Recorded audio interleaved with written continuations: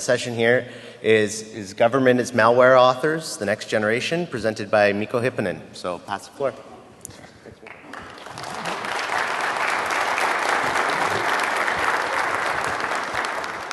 Thank you and welcome. I am Mikko Hypponen. And there's a common misconception that when companies and organizations get hacked, if they get hacked badly enough, they will fold, they will go bankrupt, or they will suffer horrible consequences and their stock value will plummet, never to recover. And this actually isn't true. I tried finding examples of companies or organizations which actually would have folded or gone bankrupt because they got hacked very badly, and there are very few examples. There are a handful of examples, but most of those are fairly small companies and special circumstances. Most large organizations recover fairly quickly. You can think about Sony with the Sony PlayStation Network breach, which had a dip in their stock value. They recovered fairly quickly. Global Payments hack from 3 years ago. You look at their stock valuations, they dipped for 6 months and then they recovered. So companies tend to recover. However, in 2011, there was this one company which got hacked, which didn't recover. This company was a small integrator in the Netherlands, and they were in the business of selling certificates, like SSL certificates. This company got hacked.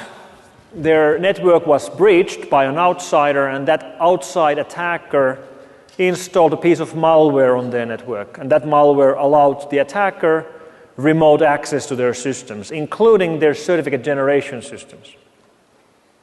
And the attacker used that remote access to their certificate generation systems to generate dozens of certificates, including rogue, fake certificates for entities like Google.com, Mozilla.org, Skype.com, Tor, Microsoft, Yahoo, Facebook, and Twitter. The organization in question was a company called DigiNotar. And they did fold directly as a consequence of this hack. And the attacker was a governmental attacker. The attack came from Iran. And this attack, which was used to generate these rogue certificates, was used by Iranian government to monitor and find dissidents in their own country. An attack like this is doable if you control the whole network infrastructure of your country. If you are able to reroute traffic, for example, to Gmail or mail.google.com to your own server, you can intercept all Gmail traffic, except it's going to prompt you with an error message because the certificate isn't valid or it isn't signed by a root certificate. And Iran doesn't have its own CA, which would be trusted by the rest of the world. So the only way they can get a certificate, a rogue certificate signed by a root certificate, is by hacking an existing trusted CA like DigiNotar. But DigiNotar didn't fold because they were hacked. They folded because they didn't tell anyone. I believe they would still be around today if they would have played their cards right. But they tried to, well, they screwed up their recovery in many different ways, but most importantly, they didn't tell what had happened. And when it finally came out, they had lost their trust. And if you lose the only thing you're selling, then you're going to go bankrupt. And the only thing you're selling when you are a CA vendor is trust. So when we have governments like Iran hacking into foreign certificate vendors to install malware that enables them to gain remote access to do attacks like this, it makes you wonder what else is going on. And there's quite a bit of governmental activity like this going on. And it's all fairly new. This switch has been very quick. If we think about our enemies over the last 25 years that we've been fighting, for the first 10 years, 15 years, it was just the kids and hobbyists doing simple viruses and launching attacks just because they could. Then 15 years ago, they were joined by professionals, criminal gangs who realized they could actually make money with their attacks. But governmental activity has only been with us for 10 years.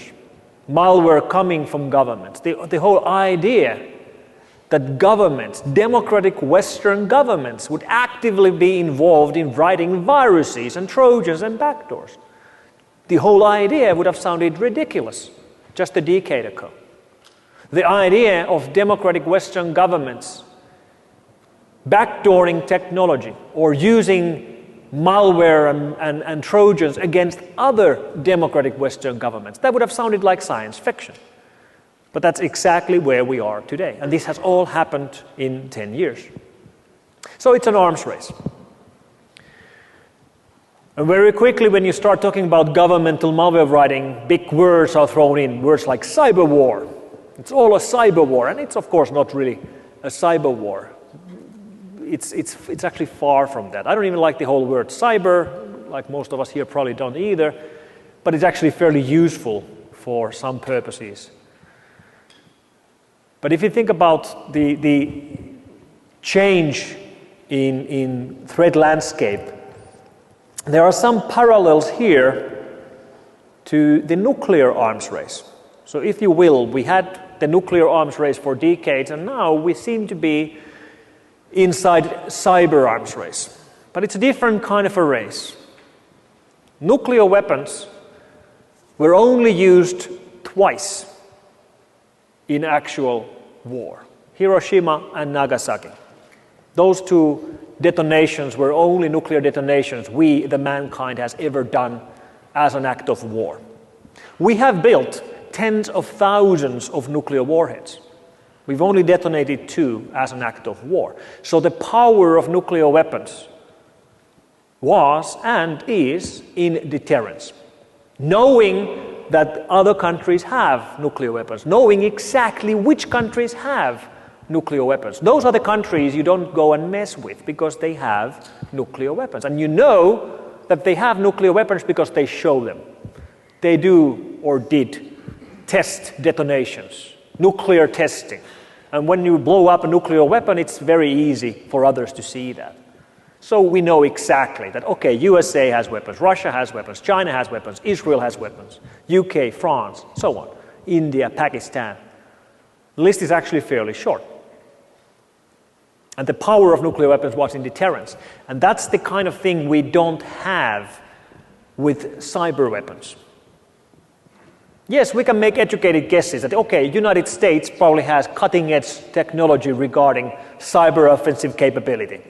That's a fairly good guess. But what about the rest of the world? What's the capability of the Russians, of the Chinese, of Israel, of India and Pakistan? What's the capability of Vietnam? What's the capability of Sweden? Well, we don't actually know. Or we know much, much less than we know of traditional weapons.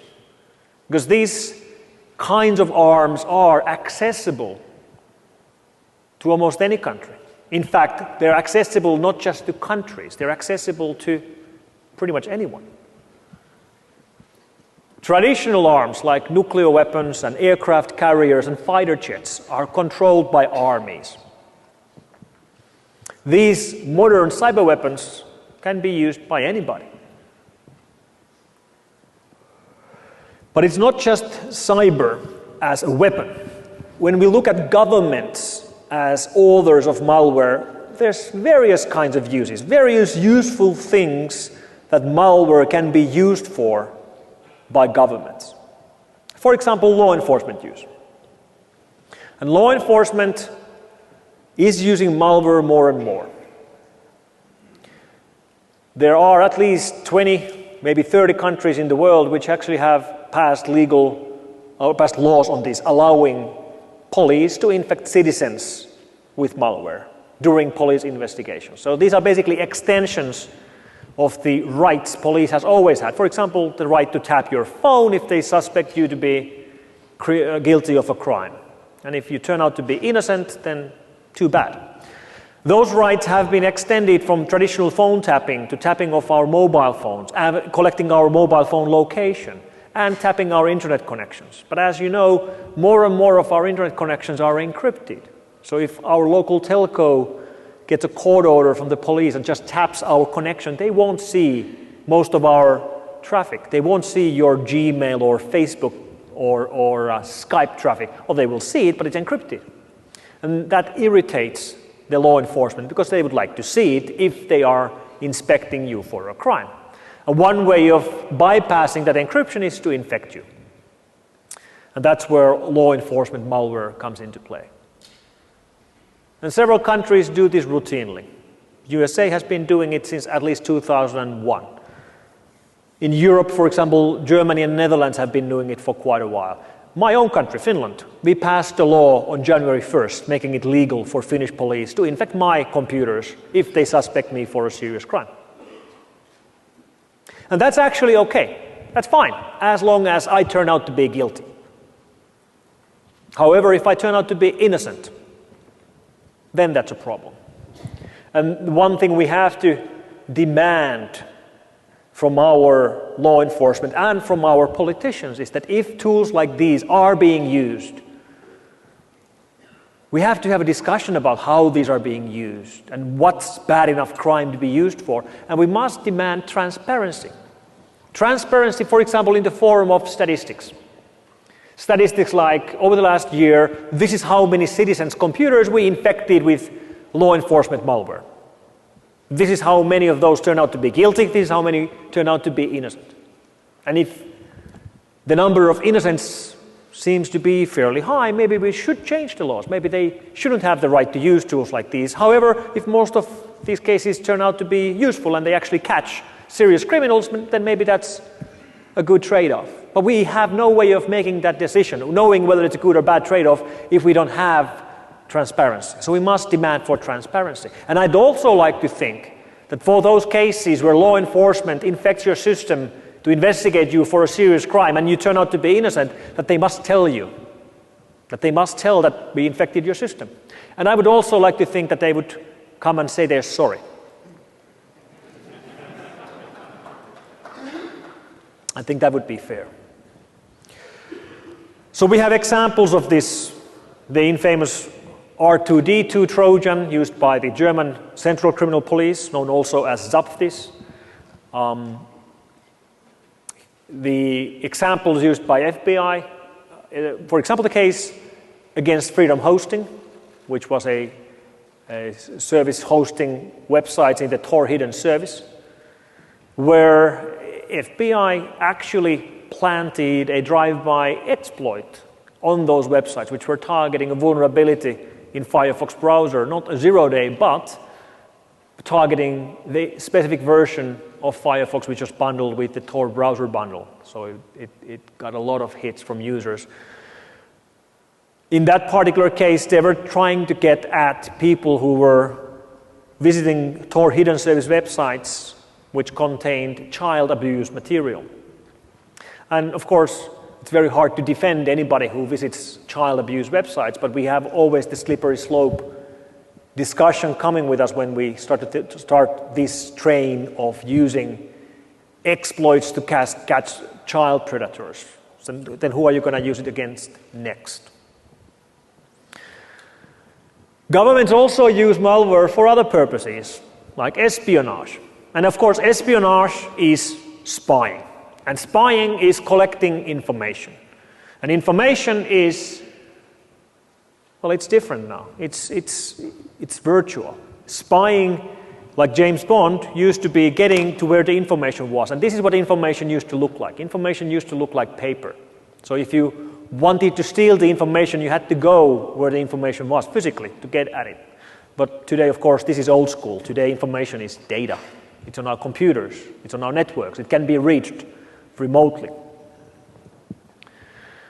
And this paper revolution, how we've gotten rid of paper, really got me thinking around 2 months ago, because in Finland I live in the city of Espoo, which is right next to Helsinki, the capital. Which means every day when I drive to our office, I drive by this one building, which is the Nokia headquarters. And one day 2 months ago when I drove by that building, the logos had been changed from Nokia to Microsoft. And I really felt sad about it. Really, like, shit, that's too bad. Now, Nokia did survive. Nokia still exists as a company, as a network equipment manufacturer and things like that, but they no longer sell mobile phones. Mobile phone business was sold to Microsoft, which included the headquarter building. Now, one thing about Finland, our number one export has always, for centuries, been forest products. Trees, paper, pulp, long time ago, tar, things like that. Paper, because we have lots of forests. For this brief window, for 15 years, our main export, our number one export was phones, mobile phones. And on the very same day, on that day when the logo changed on the wall of the Nokia headquarters, on the very same day, the second largest forest company in Finland announced that they're going to start building a $1 billion new factory in the middle of Finland to make pulp. So on the very same day when the mobile phone business disappeared, the paper business sort of came back. And that's frankly surprising because we no longer read our news from newspapers. You know this, we read it online. The need for paper has plummeted. We no longer buy books, we use Kindles. However, internet took away the need for paper, but it at the same time massively increased the demand for cardboard.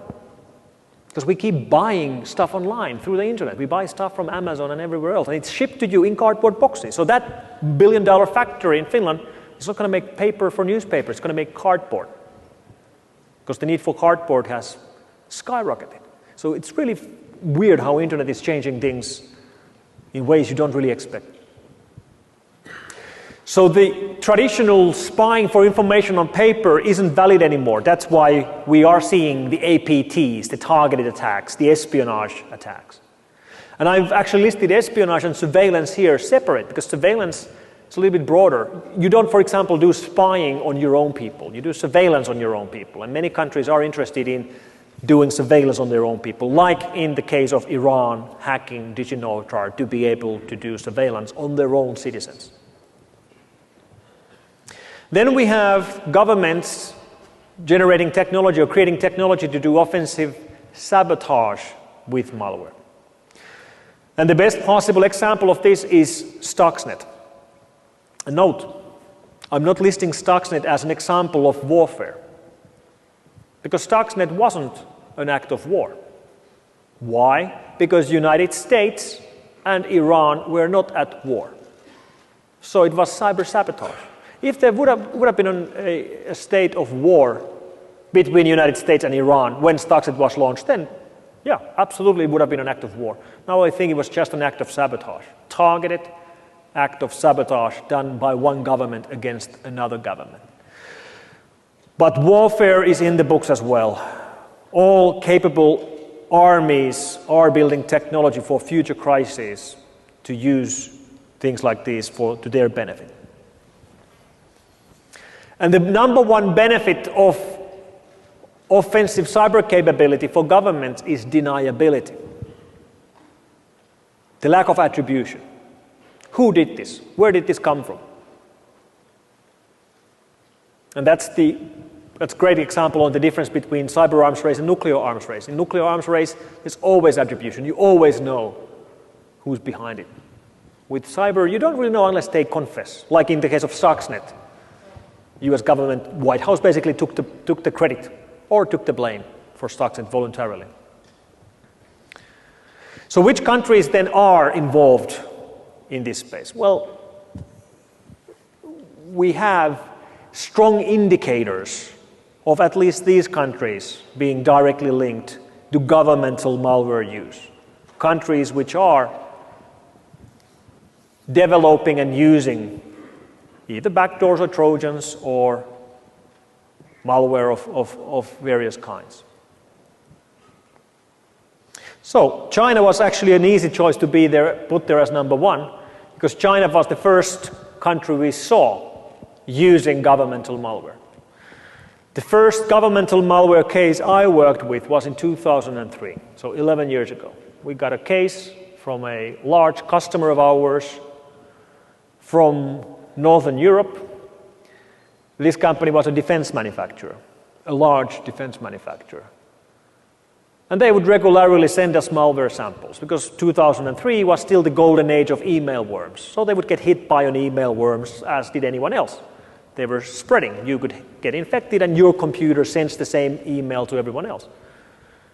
But then one day they sent us the sample and they were the only company who sent the sample, which was unusual. And the sample wasn't a binary, it was a Word document, which contained an exploit, which dropped a clean document and showed the clean document to the user, and it also dropped a backdoor. The archetype of an APT attack, exactly the kind of APT attack we still see today. And this was 11 years ago. And that attack very likely was launched from China. And we still keep seeing these attacks from China. And the scale is quite remarkable. So I have here a folder full of document files which we believe have been launched from China, which have been used as APT attacks or targeted attacks against their target. So every single one of these files is a document file, either a Word doc or an Excel or a PDF or PPT file, which drops a backdoor and shows a real document to the user, so the user believes it's a real file. So lots of these files right here. This one is actually interesting. It's from Happy Distributions Inc. from Arizona, sent to Porn Star Supply Center. Debbie Brown. Now, all the samples I have here in this folder are from a feed from VirusTotal, so we actually have no idea who is being targeted with these particular document files. But the thing to take away from this is that they all look fairly real. That looks like a real document, like a real CV, someone looking for a job, except it contains a backdoor and drops, contains an exploit and drops a backdoor. Okay, here's a couple of months worth of these. There's quite a few of these actually. This maybe gives you some sense of scale on just how much APT attacks are being launched. I believe this was like 4 months of the stuff that we, with our technology, could identify as APT attacks. So, a lot. More than you would think. And this has led to the remarkable conclusion that the US government actually filed criminal charges earlier this year against military officers of another country for launching APT attacks against US targets. I've never heard of any country doing anything like this. That's what happened. US government filed charges against, was it 9 or 10 different people. One thing is for sure, these guys will never come to the United States for a holiday. You won't see them in Vegas, I'll tell you that. What about then Russians?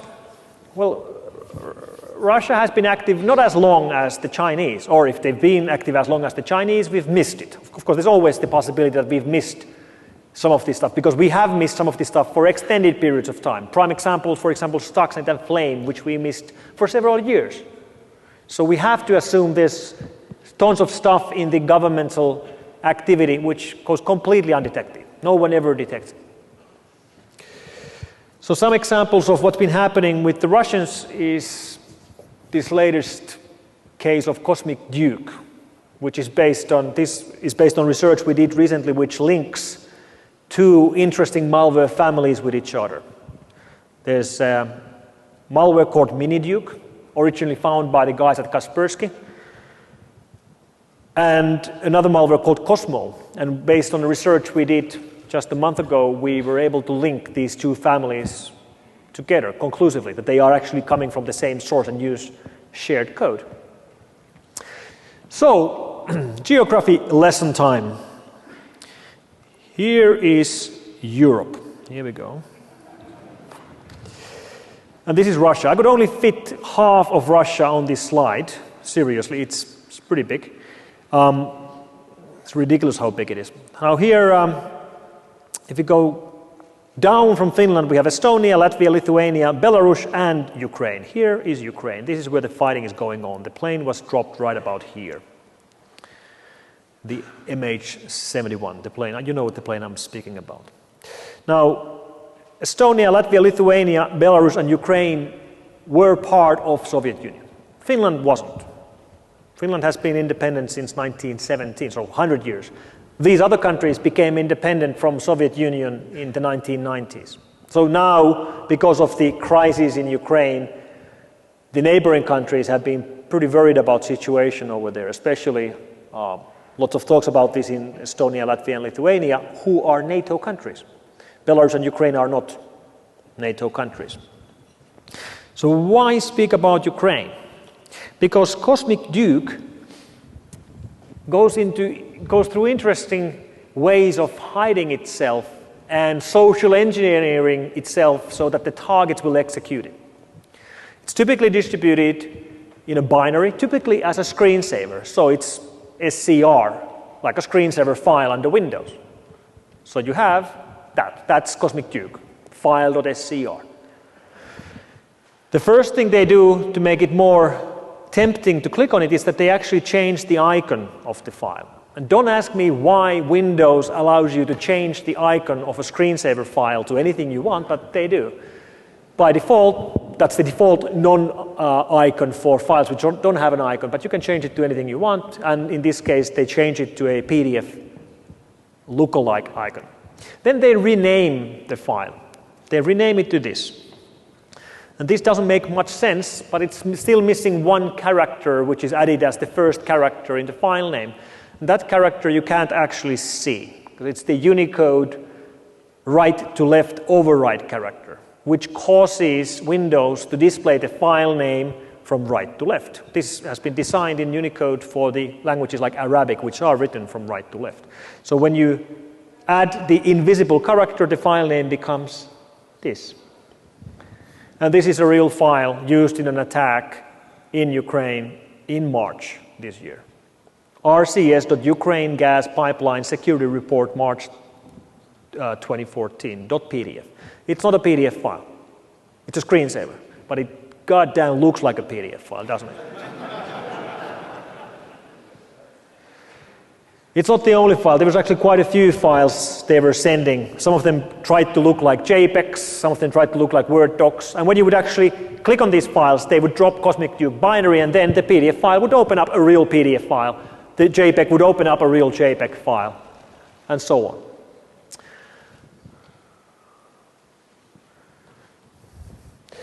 So the Cosmic Duke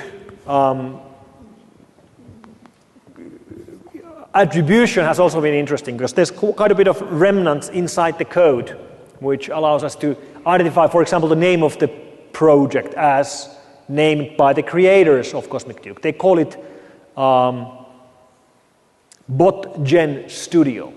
And you can also find project names like Nitro and Nemesis, and nicknames or initials like KSK and SVA. We believe these are the people who actually were doing the coding for Cosmic Duke. Another recent case from Russia, and about Cosmic Duke, if you want to read all the details, we published a technical report on it last month, which you can download from our blog. If you just Google for Cosmo with a twist of Mini Duke, you'll find it. But another case from Russia with recent interesting developments is the one called Havex, also known as energetic beer if you use the nomenclature of CrowdStrike. Havex is interesting. It's an information gathering tool, very similar in functionality to Cosmic Duke, although it's not related, but they both gather information. But what makes it unusual is that when it's doing network scanning, it specifically scans for OPC servers. This is from the logs, internal debug logs found inside the binary of Havex. And OPC is an abbreviation, or used to be an abbreviation for OLE, for process control. So it's OLE as is the old Windows standard or Microsoft standard.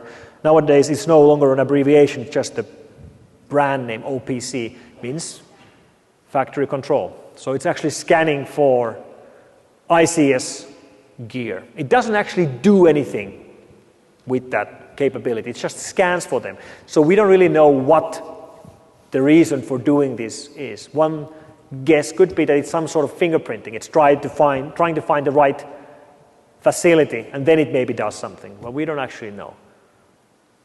Stuxnet did something similar when it tried to find the right facility, the Natanz facility inside Iran. It fingerprinted the layout of the high-frequency power converters used by the Iranians. But here it's actually very unclear to us whether this is fingerprinting or something completely different. But it is unusual in the sense that it is scanning for OPC servers. And what's even more interesting is the way HAVEX was distributed. They weren't emailing, well, actually they were also emailing it around, but the most clever way of distributing it is that they hacked 4 different ICS vendors, so factory gear vendors, infected the original downloads of their software on their official website. And that's pretty nasty. Like, you are downloading the latest patches for your factory gear from the website of the manufacturer, and that download is infected. So that's a watering hole attack, very narrow watering hole attack. They're only going to hit the targets you're interested in and no one else. And the last Russian case I'll touch upon is the case which started in 2008 from agent.bdz and continued all the way to today with related malware Turla, Snake, Uroboros. An agent.bdz case was an interesting case from 2008. I actually named agent.bdz. It's not a very good name, but at the time it didn't feel like an important malware in any case. But we did get the initial sample of this malware from the military network of a European NATO country. Later on, it was revealed that the same malware was found from quite a few other NATO countries' military networks. And it was capable of spreading on USB sticks and collecting information from air-gapped networks. So it would make mirror structures of the document folders on the infected computers and put copies of those on every single USB stick in the organization. And then one of those USB sticks would exit the organization. For example, someone takes a USB stick home and plugs it into a computer which is connected to the internet, then it's going to send out the network structure or the folder structure of every single computer it has infected inside the air-gapped network. Fairly clever attack. Now, if you look at how we can claim that this malware from 2008 is related to this other malware from 2014, there are some similarities. For example, the internal debug messages for like log handling are exactly the same in agent.bdz and in Turla. There are similarities, either copying or recycling of source code, or it's the same authors. The authors even have nicely left their initials or nicknames inside the code or inside some of the systems that have been forensically analyzed. So there's a guy called Gil G and a guy called Vlad who have been handling this case or who are behind the case, at least these two guys. So that brings us to factory automation. When Stuxnet was found in 2010, everybody was assuming that we will now see tons of copycats. And we didn't. Stuxnet remains the only malware that even tries to infect these, that tries to infect PLCs. HAVEX isn't doing that, neither is anyone else. If there are copycats of Stuxnet out there, we haven't found them. And that is frankly surprising. Modifying Stuxnet, obviously it isn't easy, but it would be doable. And if somebody's done it, they haven't been caught. And if somebody just recycled the ideas behind Stuxnet, the idea of infecting Windows computers which are used to program these devices and then reprogram them from those machines, if somebody's done that, they haven't been caught. So I guess that's the good news. I mean, Stuxnet didn't start a massive onslaught of ICS infectors. It simply hasn't become a real problem. The time before Stuxnet and time after Stuxnet are different. It is a watershed moment in the history of malware. It was a very complicated project. It was very, very well executed. It used multiple different zero-day exploits at the same time, infected successfully PLC gear, was able to do that despite the fact that all these protocols are undocumented. So a successful operation.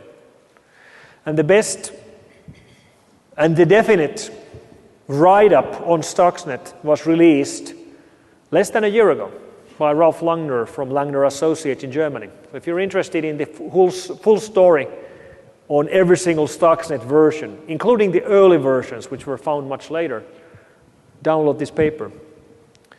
It includes very interesting discussion about the Stuxnet attacks, which never really made the news. When people talk about how Stuxnet started destroying centrifuges, they talk about how they were spinning the centrifuges at wrong speeds, which is true.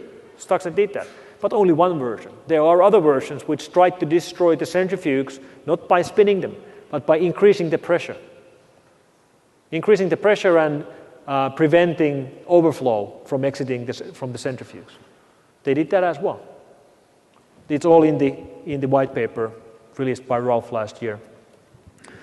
And it also includes very interesting forensic analysis of the gear the Iranians use inside Natanz and other nuclear facilities, mostly based on open source photos which have been taken during visits to these facilities. So Ralph is going through the photos and identifying what kind of gear they use.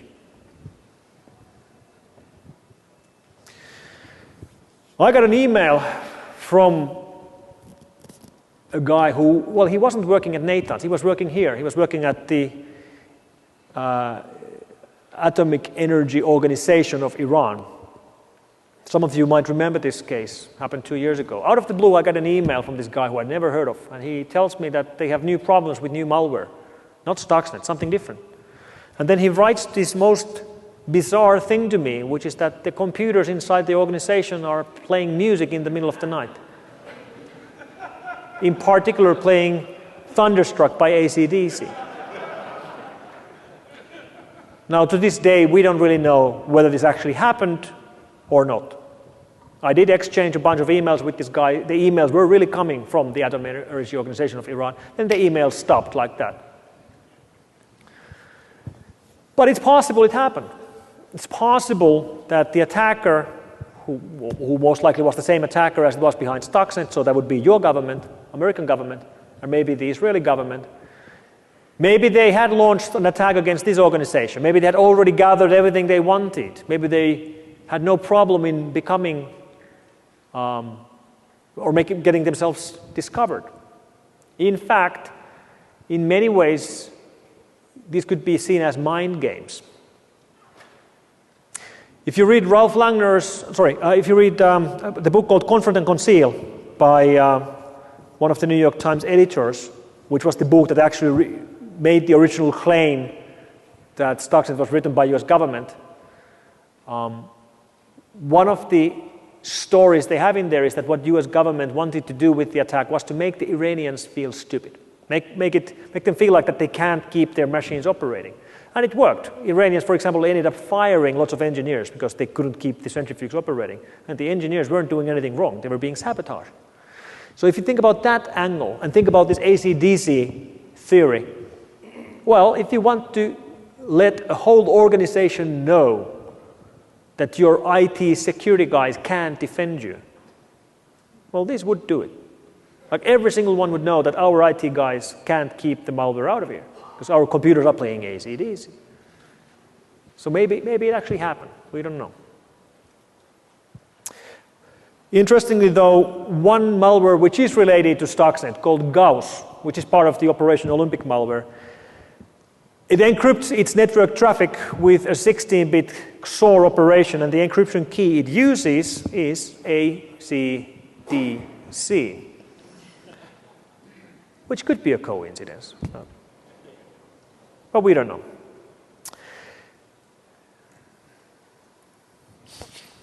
So, we've seen other malware from US government as well. Flame is a great example because Flame did the remarkable trick of distributing itself through the Microsoft update system, which is impossible unless your binaries have been signed by Microsoft. The trick was that their binaries were signed by Microsoft, or not really by Microsoft, they were signed by a rogue code signing certificate, generation of which was a remarkable feat. I'm not a cryptographer myself, but my cryptographer friends keep telling me about how that's impossible, or how it's almost impossible, or how it would require very small time windows and supercomputers to do it. But they did it. And when we added detection for Flame, for the first time ever, I got actually people telling me on Twitter that we're helping the terrorists by blocking malware done by US government, which is a really bizarre claim, but yeah, I guess so.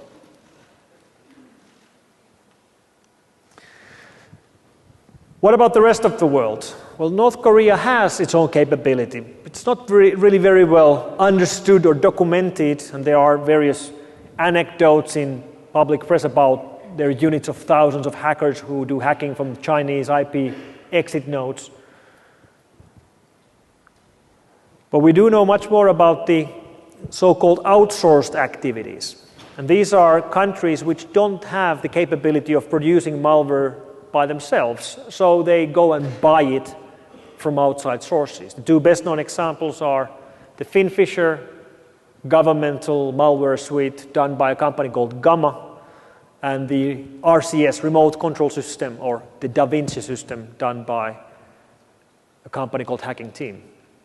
And this Gamma case is very timely because yesterday someone started leaking tons of internal information from Gamma Group, posting to Twitter under the name Gamma Group PR, posting links to their internal training documents, some of their source code, and their price lists, internal price lists, which are very interesting because they, for example, go through their exploit pricing. So when you buy the FinFly exploit kit, which is part of the Finfisher suite, it comes with 3 zero-day exploits targeting Word, Excel, and PowerPoint with a warranty for 6 months, including 1 replacement. So if one of them gets burned, so it's no longer 0-day, you get a new 0-day.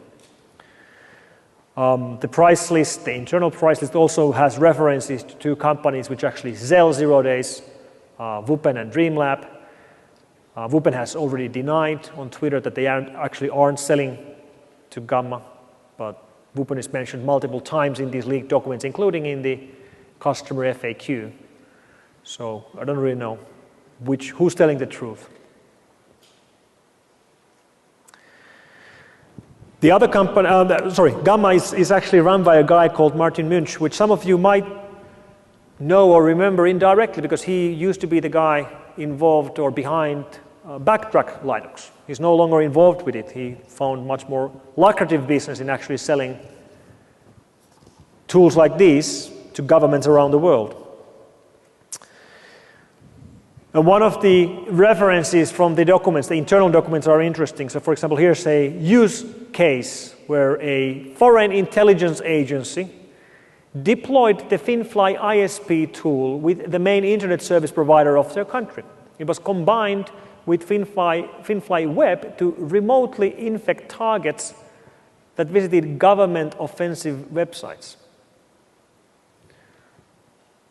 It doesn't sound very democratic to me, does it? So if you visit a website which is offensive to your government, you get infected with drive-by download forced into your network traffic by the government's ISP with Western technology sold by European companies. This is also from the leaks from yesterday. FinFly or Finfisher suite also has mobile versions, and they support almost everything you would think they would support, including iPhone, except they don't support Windows Phone. So if you're running a Lumia, you're safe.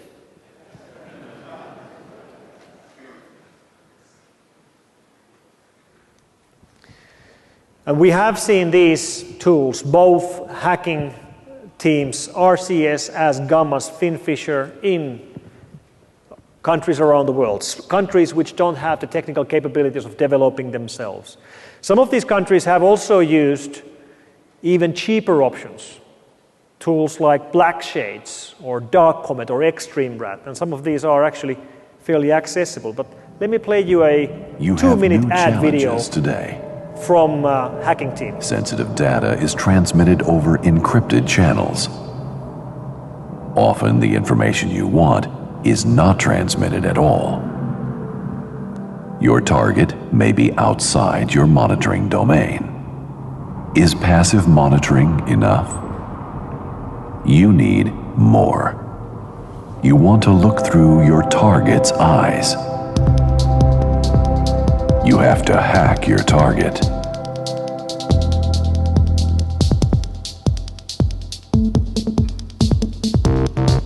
You have to hit many different platforms. You have to overcome encryption and capture relevant data.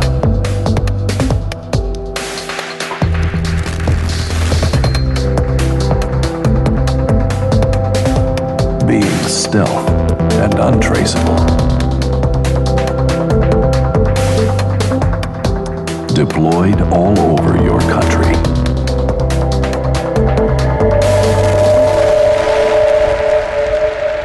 Exactly what we do.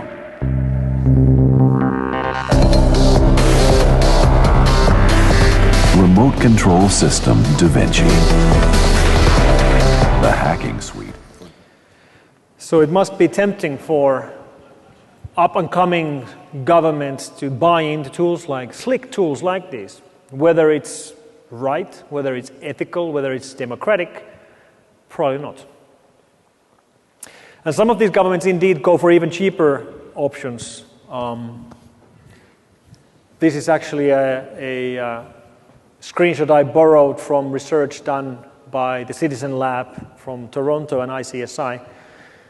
Someone claiming to be from Al Jazeera sending information about human rights violations in Bahrain and torture in Bahrain. And of course, the attachment is the actual Trojan. Blackshades was also used by some of these smaller governments. This operation was actually taken down by law enforcement roughly 2 months ago. These guys had been operating for several years, selling a simple remote control Trojan for $50. So you have to be a pretty cheap government to go with a solution like this. Now, not everybody has to do that. So the more developed countries develop their own. And we know a little bit about the elite hacking units inside NSA or GCHQ. Most of these have been learned from the Snowden leaks. So we know there's units like TAO or NAC or JTRIG inside UK and USA intelligence agencies. But it's not, of course, just the United States. It's the whole combination of these exchangers of information. So, of course, USA works very closely with the Five Eyes, the English language world. USA, UK, Canada, Australia, New Zealand. And then there's the Nine Eyes, which is Five Eyes plus Denmark, Norway, Netherlands, and France. Which is a bit surprising because you would think countries like that if Denmark and Norway are there, how come Sweden isn't there? And the answer is Sweden is not a NATO country. But Sweden is good enough to make it to the 14 Eyes, which is Nine Eyes plus Sweden, Germany, Belgium, Italy, and Spain. Actually, Sweden is the only non-NATO country on the list. And while we speak about Sweden, it's good to know that they actually have some level of malware capability by themselves. And you wouldn't really think that as the first thing off the bat, because it's a very neutral, very democratic, peaceful country. But if you look at the Snowden leaks, you'll see that they are discussing malware topics in meetings together with the NSA, and they are running the so-called quantum trilateral exploit network together with the GCHQ and the NSA. And while we are speaking about Sweden, let me just state it for the record that Peter Sunde doesn't belong in a jail. Peter Sunde is right now in Sweden in jail called Västervik Norra, and he's one of the guys behind Pirate Bay. And this guy doesn't belong to a jail. He should be freed immediately. Free Peter Sunde. So what is this quantum capability that the Swedish FRA is running together with the US and UK counterparts? Well, it's their drive-by exploit kit. Very similar in functionality to the criminal exploit kits like Black Hole. The difference is that it's done by a government. And the difference is that when you visit a website which has been equipped with a traditional exploit kit, it's going to infect everybody who visits it. With Quantum, it's only going to infect the targets they're interested in. And the website itself hasn't been hacked at all. Instead, this is done by having access to the trunk internet connection lines, and identifying the target's requests for a web page when they visit the website. And the identification is done based, for example, on double-click cookies on the computer. And then they send a reply to your GET request, and they send it faster and quicker than the real site does, so it reaches you first. And the page that you see, the page that reaches you first, contains an exploit, and you're the only one getting it. So how do you defend against an attack like that? Well, that's a great question. It really isn't easy, defending against attacks like this. So you can say exactly the same thing about many of the other things we've learned from the Snowden leaks regarding US capability, like being able to infect the flash BIOSes of hard drives. So even though you low-level format your hard drive, when you reinstall operating system, you're infected again. How do you defend against that? Very good questions. And one way of monitoring all this happening is seeing where the skills are gathered from. And that's fairly easy to do. All you have to do is go to recruitment websites and see how the governments and the defense contractors are recruiting people with skills like this. So this is, I took this screenshot today. This is Raytheon writing that they're looking for people to work in Maryland with top secret clearance. We need offensive CNO developers, that's computer network operations developers, to focus on development of new tools and capabilities. You need 5 to 8 years of experience working with US government CNO missions to get this job. Here's CSC, who's looking for a candidate to discover and create exploitable weaknesses and zero-day vulnerabilities in commercial and non-commercial technologies. Experience with Windows and Linux required. Candidate must also be able to create all forms of advanced offensive cyberspace capabilities. So there's two things here. First of all, this is happening. Second of all, this is an OPSEC failure, isn't it? You can just see which companies are looking for skills like this. Here's General Dynamics looking for people to write exploits for Android, BlackBerry, iPhones, and iPads. And here's Northrop Grumman looking for people to join this exciting and fast-paced research and development project which will plan, execute, and assess an offensive cyberspace operation. Really? Oh, yes. So I went and looked at the Geneva Convention to get my head straight around all of this. The Geneva Convention, the one that we passed after the Second World War, sets the rules of law regarding war. That Geneva Convention, for example, tells you that you're not supposed to bomb hospitals or churches. And it also defines what's a legitimate target. And funnily enough, the way I read it, during times of crisis, we would be a legitimate target. An antivirus company would be a legitimate target for bombing, for example, during time of war. That's remarkable. And I'll tell you, when I joined this company in 1991 to analyze viruses spreading on floppy disks, I wasn't really expecting it to come to this. But that's what's happened. That's where we are today.